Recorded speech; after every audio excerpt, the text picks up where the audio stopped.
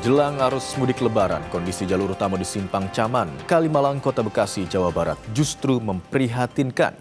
Sejumlah lubang besar dengan diameter hingga 2 meter menganga di badan jalan memaksa pengendara melintas dengan kehati-hatian.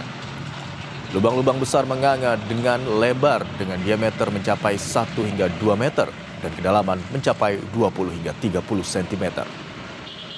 Simpang 4 ini merupakan ruas utama jalur mudik masyarakat, baik pengemudi roda 2 maupun roda 4 dari arah Jakarta melalui Cikampek, begitu juga sebaliknya. Akibat rusaknya aspal jalan, pengendara khususnya sepeda motor harus ekstra hati-hati agar tidak terjatuh. Warga dan pengendara mendesak pemerintah untuk segera turun tangan untuk perbaikan jalan. Hal ini lantaran sudah banyak korban jatuh akibat kecelakaan jalan rusak dan berlubang.